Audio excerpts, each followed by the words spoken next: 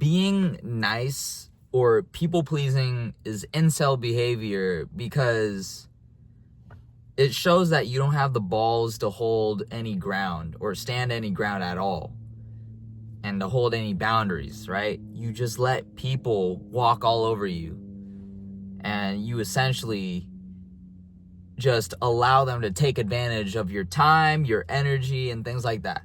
And let me explain why. I grew up most of my entire life being a people pleaser, and it still kind of sticks around till this day to an extent. And no, it doesn't mean that every interaction you have, you just got to tell the truth. You got to be straight up honest. You got to be an asshole, right? You have no filter. That's not what I'm trying to say at all. I'm saying that if you enable these things to happen to you, like, for example, let me try to think of a couple things.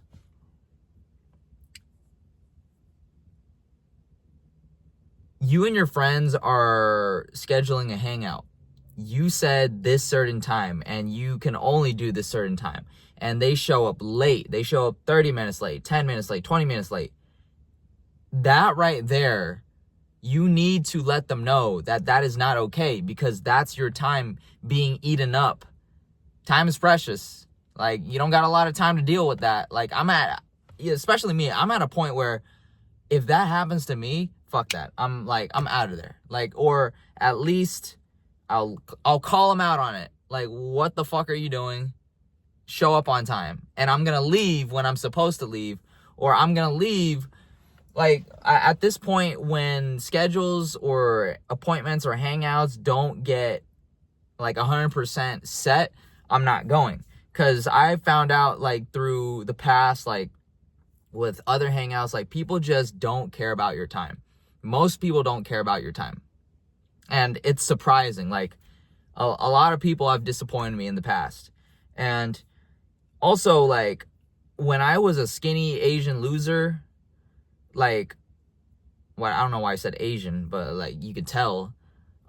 When I was a skinny nerd who dwelled in his room to play League of Legends, Valorant, watch anime, and fantasize all these vices and all these fucked up thoughts in my room because I didn't have any social interaction, I was a people pleaser.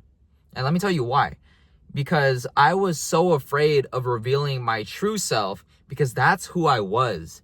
And I had no purpose outside of playing video games. I didn't have any guidance. I had to literally build myself up from ground zero. Honestly, from negative. Because I was just like, I was so far gone. And I knew that in my head I needed to change, but I didn't have the balls to change. And as a result, I didn't have the balls and self-respect for myself, but I had respect for others. And obviously you got to adapt to society, right? So I hid that really well. I learned to hide things really well. I was still socially awkward.